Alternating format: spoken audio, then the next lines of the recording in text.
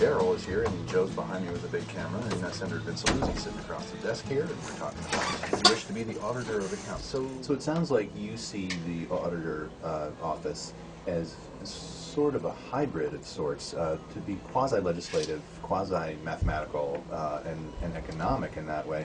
What skills do you think you bring in it, aside from your obvious experience in the legislature, right, but what particular skills in the office do you bring? Well, for example, lately, in the last year or two, there's been a lot of discussion about fraud. Mm-hmm. Programs being taken advantage of, departments and towns being taken advantage of.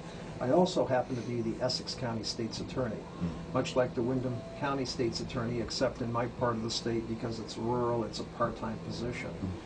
And so I've worked very closely with the law enforcement community and really know what communities and law enforcement agencies need by way of support in making those necessary, responding to complaints, conducting investigations.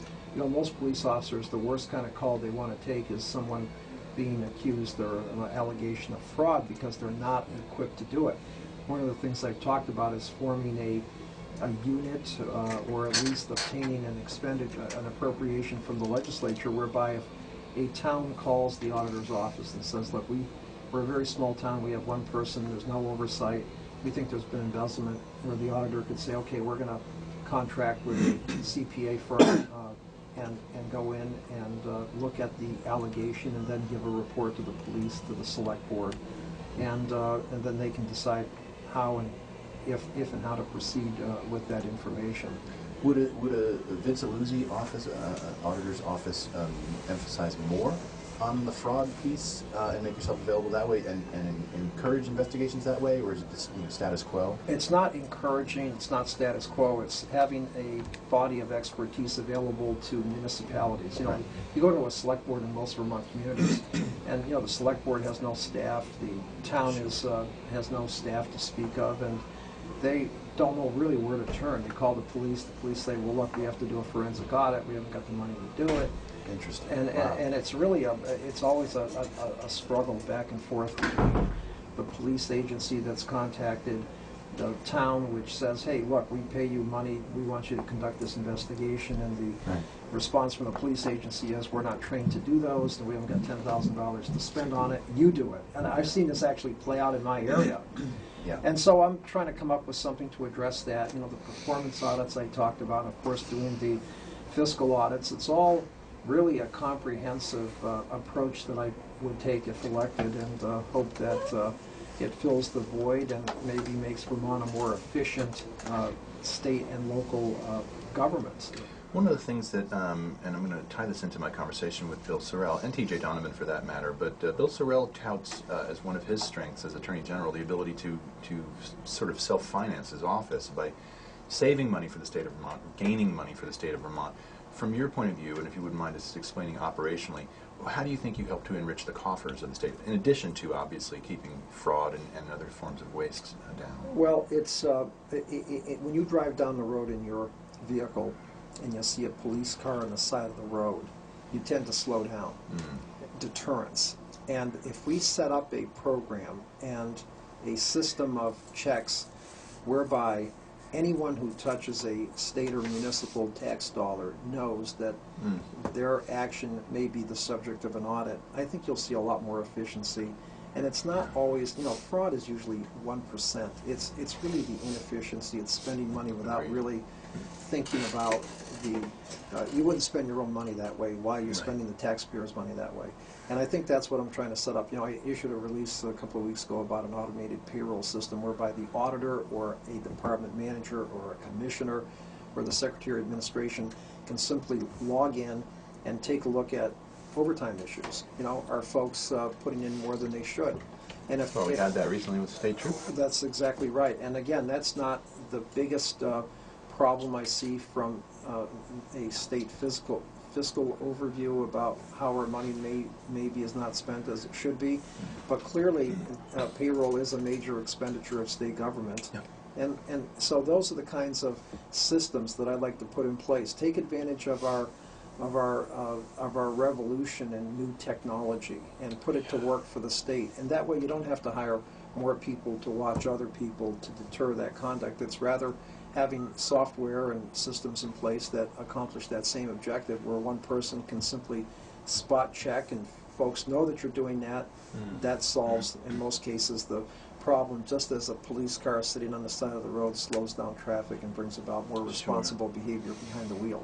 I think somewhere embedded in all of this, on a looser sense, Vermonters, and again, generalizing here, it's not everybody, but there is a sense that a Vermonter or a New Englander in many ways has a frugality, a pragmatism, and a dedication to a degree of efficiency, you know, like heating your home and doing all that. So this is part of our ethos, I think, in the state of Vermont. Talk about that a little bit from the auditor's position and you as a character and how you reflect that. Well, my parents both immigrated to this country from Italy. They were born and grew up in the Depression. My parents were born in 1920. My father's 92 years old and still lives in Barrie. And very frugal. And I think it's the upbringing that they lived through. They had really nothing. He immigrated to this country when he was 16 years old. He worked as a granite sculptor in Barrie. Wow. And I tend to carry those values forward when you've got parents who really worry about where the next paycheck is going to come from. And it wasn't quite that bad, but that's what they grew up with. And oftentimes the manner in which you grow up does govern your life style. And not an uncommon event right now. People are living the same thing, Depression-era stuff. So, those values were instilled in me. Then representing the Northeast Kingdom for the last 32 years, as I said, high unemployment, low per capita income. Folks up there don't have a lot of money to spend on luxuries. It's really figuring out how you're going to make it to the next week. And I've governed myself in General Assembly in that same fashion. I don't think anybody would identify me as a big spender up there. Clearly, I've prioritized areas where people who cannot help themselves need help, homeless shelters and making sure people in Vermont don't freeze to death, as we've had some examples of. So I've clearly focused on those areas, but we've tried to be responsible in how we've appropriated those dollars, and I think by and large the entire Senate Appropriations Committee has acted and been governed by that principle. So let me ask you this, and I think this is more a theoretical question. I get a sense of your character, but I want to ask you. You're deeply involved in the legislature. You're deeply involved and well connected, and you know a lot of people and have had well fostered relationships with them. Now you're asking to be the umpire. You're asking to be the referee of sorts, to call them as you see them, that kind of thing. Talk about how you remain objective despite having relationships with all the people that you work with over the years. Well, you're independently elected, and one of the comments I heard Randy Brock make at one time was that there were 5 statewide office holders. The job of the auditor is to keep the other 4 honest, and I'm not sure if that's exactly accurate, but nonetheless it suggests that you're the watchdog for the other 4 agencies. And I find that having a good working relationship with legislators and those in the administration fosters a better outcome, because you have the cooperation of those 2 branches of government. And what you do is you say, look, we've got a paving program in Vermont that last year spent $500 million.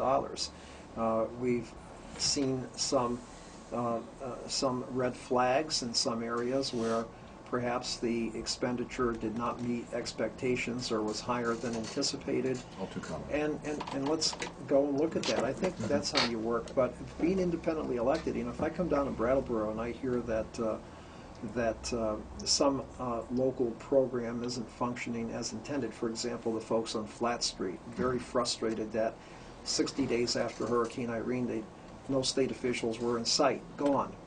Left holding the bag, if you will. And given the tens of millions of dollars that Vermont has received, I would be, without question, asking administration officials, where did the money go and why didn't it get to some of the hurricane victims or tropical storm victims? But you don't have the ability to shape policy per se. You're after the event sort of assessment, rather than saying, here's where I think it ought to go, to be clear. Well, what you do is you put the spotlight on an inefficiency or a problem, and that oftentimes leads to a solution. True. So let's talk about this Republican thing. Now, up in the Northeast Kingdom, you're going to have a lot of conservative voters. I think that's a safe assumption. And you talked a little bit about it before, but you're talking to Windham County. You're talking to a pretty progressive audience here, who, and for many of us, have not by design necessarily, but have never voted Republican. So Go ahead, elevator pitch. How come you're the guy? Well, first, you can judge someone by their friends. I've had a great working relationship with Jeanette White, Peter Galbraith, Peter Shumlin, and many of the legislators, including, of course, Darrell Pillsbury, which suggests that when we're in Montpelier, party labels really are just that, and that we really focus on common sense solutions and trying to move the ball ahead in a way that Vermonters generally support. When I was 26 years old, I was recruited by the Orleans County Republican Committee to run. A longtime senator was retiring. He was chairman of the Appropriations Committee. Oh boy. And they embraced me, and they said, look, Brun, and 32 years later today, here I am as a Republican, but I've had some wide berth in how I've been able to vote and the issues on which I advocate.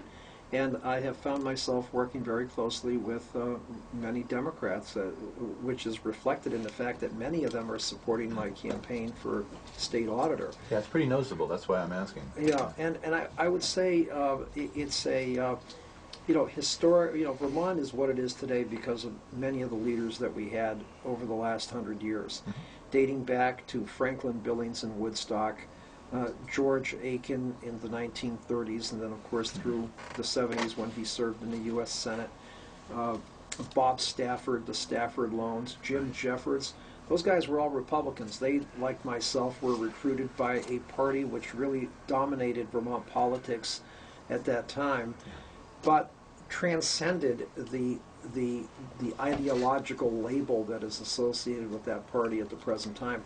Very frankly, I think many of the folks in Washington who call themselves Republicans are ideologues and knuckleheads. And I have really nothing to do with those guys. I'd never say that myself. Well, I read and see some of the things they do, and it's just embarrassing. That's what I mean. It's difficult. It's embarrassing. I'm off about it all the time. It's like, if you can align with the National Republican Party, I doubt your judgment. It's my sense, and this is why but I hear and I get you're on a practical level in Northeast Kingdom. If you're running as a Democrat, you're not likely to serve. Well, I think the kingdom has changed over the last third of a century that I've been there. I think people there are more independent now than they were, 32 years ago. Right. So I'm not sure that there are Democrats elected from my part of the state. By and large, it's become a focus on the individual as opposed to the letter after your name, which is Vermonty too. Right, and so as folks think back about Vermont and why they're here and why they like the state, they really have to give some credit to guys like Aiken and Gibson and Billings and Jeffords and Stafford, and I align with that group of individuals. In fact, Lola Aiken is my honorary campaign chairman. Nice. We both grew up in Montpelier, and she has known me since I was a kid, and always told me, she kept telling, when I in the younger years, she would always tell me about how George Aiken used to have breakfast from time to time with Mike Mansfield, who was the Senate Democratic leader at the time. And George Aiken's success in Congress was his ability to work with Democrats, much like I worked with Darrell Pillsbury when he was there, and Peter Shumlin, and now work with Jeanette White and Peter Galbraith, and would envision a close working relationship on that same level if elected state auditor. Fair enough. In studio this noon, as our guest is Vermont State Senator Vincent Illuzzi. He is a candidate for the office of Vermont State Auditor. He's in the middle of a day-long trip to Brattleboro. Senator, good to see you. Well, thank you very much, Tim. In fact, over the past couple of years, I almost had the feeling that you had made Brattleboro your secondary zip code. Well, sometimes they refer to me as the third senator from Windham County, and I wear that with honor, and certainly have enjoyed working with Senator Galbraith and Senator Jeanette White. In fact, Peter Galbraith's on my committee, and we've spent a lot of time down here over the last couple of years trying to address economic development issues for the region. So why do you want to make a change, especially after what people would say is a rather impressive legislative career? I just thought after 32 years, a third of a century, more than half my life, it was time to try to put that experience that I've acquired, the relationships I've developed, and put them to work from a different venue. I know how the legislature works. I've served on appropriations. I know what the expectations are of our funding. And now I'd like to look at it from a different perspective to see if that money that we've appropriated, the programs we've created, really are functioning as intended and as efficiently as possible. Is that the role of the Vermont State Auditor, just to not only make sure that the books are balanced as they say they are, but to actually look at some of these different programs? That's right. There's really two functions to the office. One is to ensure that the necessary audits required by law and, very frankly, by Wall Street, which rates our debt, are done in a timely fashion. That ensures that the bond rating for the state will be high, assuming things are in order. The other aspect of the office is to undertake performance audits, where you really look at how a program is created and funded and see if it has achieved its objectives, or if there are areas of improvement whereby an audit can make those recommendations either to the administration or to the General Assembly, or very frankly to the individuals who are running that program. Now, what would make you qualified to be able to say, look, I can do this, and here's why? Well, as a member of the Senate Appropriations Committee, I've actually overseen the Office of the Auditor. I'm also the Essex County State's Attorney, so I have a law enforcement prosecution background. And really, it's the 32 years of relationships that I've developed around the state that enabled me first to identify what programs should be the subject of a performance audit, and to then use that experience both on the side of the ledger, which talks about why the program was initially created, how it's funded, and then apply that training experience, hands-on approach to government, and look at those programs and say, look, we can do better, and here's how. So are there programs that in effect pop out to you and say, I'd like to take a closer look at this one? Well, there's some areas, there's obviously that we've had what appears to be an epidemic of fraud, both in municipal government, electric utilities, and I'd like to make sure that there is some resource available in state government to work with law enforcement agencies to lend a helping hand. One of the worst complaints a police officer wants to take is an embezzlement case because they are not trained in that area. One of the things I've talked about is perhaps forming a fraud unit which would be available to select boards and police agencies to assist in conducting those forensic audits, so a decision can be made, yes, the money was misappropriated, or really it was sloppy bookkeeping and innuendo and rumor that combined to lead to the complaint in the first place. So that's one aspect of it. But the other aspect really is, how do you make state government work more efficiently? And one of the ways you do that is by ensuring that every tax dollar spent at the state or municipal level is spent in the most efficient way and certainly consistent with legislative intent. And that's where I think I can really bring my experience as a state senator, as a state's attorney, to bear to ensure that that task is accomplished in a comprehensive way. There have been two types of state auditors, and certainly several other officers like this. Either one that stays there and does the job over a long term, and one that would be using this as a stepping stone to higher elective office. Which do you see yourself as?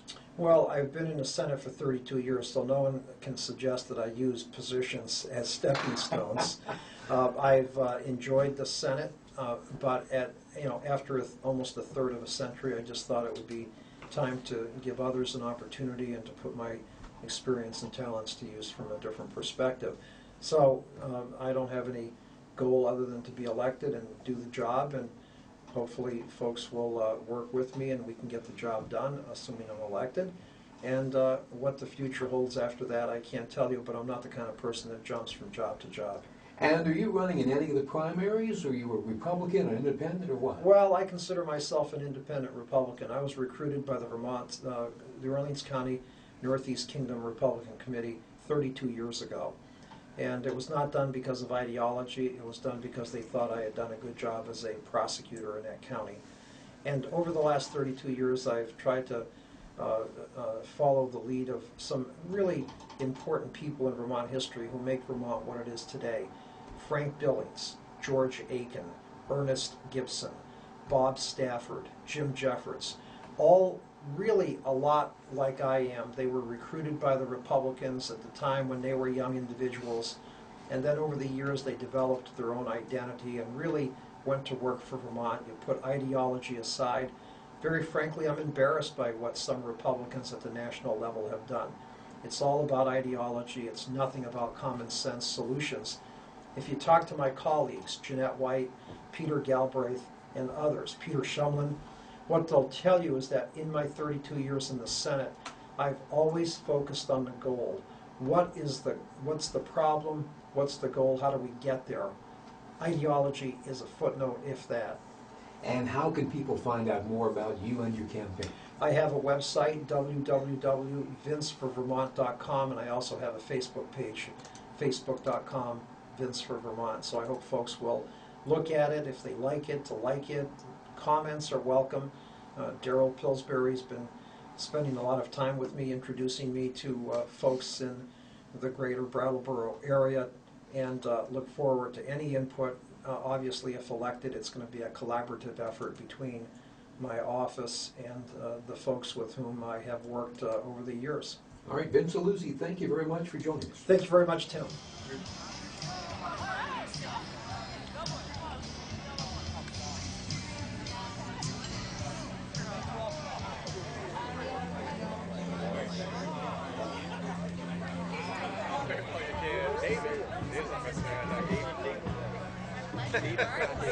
Yes. On the plane, not in the family.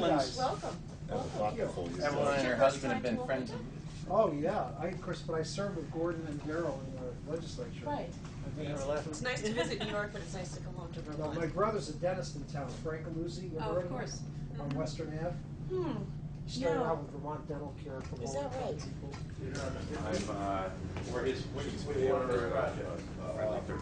Okay, good. We can all fit. Oh, wow, look at this. Maybe we'll go. We're in conference room. This is Bob Johnson. Bob Johnson, nice to meet you. Meet you. Very famous guy. Let's go in the conference room and gab a few minutes. Okay, well, it's good to see you. Hey, Bob. We got a few videographers with us, and Olga from the Commons. Daryl. So over the years, the optics business has grown, and Bob does between 10 and 12 million a year, sort of depends on the year. Employs anywhere from 80 to 120 people, again, depending on the year. And then some of the offshoots are sort of philosophical things that he likes. So this particular piece of property was a junkyard, literally thousands of junk cars. Yeah. And he bought it with the idea of making it into a campus, which it's become. Yeah. So That's So Paul Pearson's old house is now the Inspire School for Autism Spectrum. Hello. Vince Illuzzi, state senator from the kingdom. Hey, how are you? Opposite end of the state, running for state auditor. So you've heard. I don't know if that's good or bad, but nonetheless, I'm making a run for it. Well, good I'm an RD, which is an anomaly somewhat in politics, but I think that my 32 years worked well with Jeanette White, Peter Galbraith, and the team down here. Worked well with Peter Shumlin when he was in the Senate. So I'm hoping to at least have a chance. I don't see why not. I think in Vermont, politics tends to be more about people than ideology. Well, I hope so. I know the guys in Washington are somewhat on a different wavelength. Let's put it that way. Yeah. Well, thanks for the time. My pleasure. Okay. Right over here. We'll follow you, young lady. Can we sneak up behind you, or are you on the phone too? Some of these people have these earphones. I want to introduce you to Vincent Illuzzi, Senator Illuzzi. Hi. Nice to see you. I live up in the Northeast Kingdom, state senator, running for state auditor. A lot of good things down here.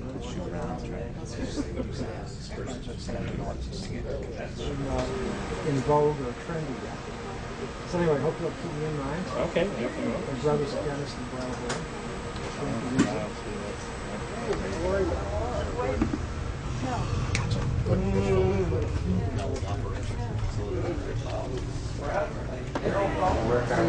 How are you?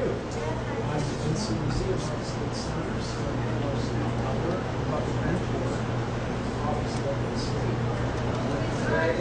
The guys introduce you. Okay. I'm Vince Illuzzi, state senator. Nice to meet you. Nice to I'm meet Sandy you. Barash. Sandy? Paul. Good to see you guys. Looks like you're doing some exciting work here. Oh, yeah, always. I've been in the Senate for 32 years. I've been the state auditor. Hi. Sheila, how are you? Over here. Hi. Vincent Illuzzi, state senator from up in the Northeast Kingdom. Oh, hey, how you doing? Ever heard of me? Yes. Don't hit me. No. You live in Brad? I do. See ya. Thanks for All your right. time. I'll let you get back. We don't want to bother you on the hot plate there.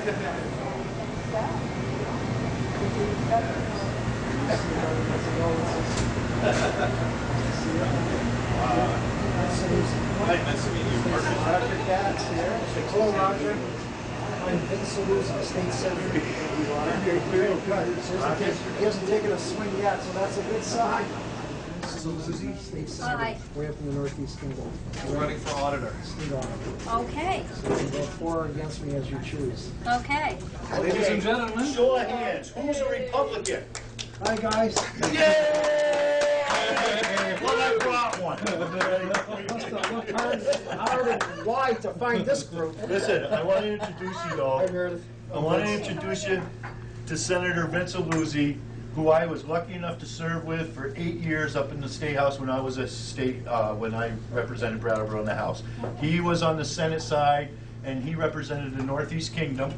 Okay, he is a Republican, but he's a very independent-minded one, if I do say so myself. Very good. And I wanted to bring him here because I wanted him to meet all you folks. And here he is, Senator Vincent Illuzzi, who, by the way, is running for state auditor. How you doing? So, Vincent Illuzzi, here's some of our fire Yeah, guys, that's man. great. Well, We I love work them. Closely with the group. Yes. Here's the chief. Where? Right here. I'm Vincent Illuzzi. Nice to meet you. Good to see you. Nice to meet all the folks down here. I've worked with you folks indirectly at the State House. Legislation that's helped all the firefighters, which most firefighters certainly don't even know I was involved in. You know, the photoelectric smoke detector bill, the heart presumption bill, the cancer bill, all of that is, I think, a big plus for any volunteer or full-time firefighter. Okay, it's good to see you guys. Keep up the good work. Thank you very much.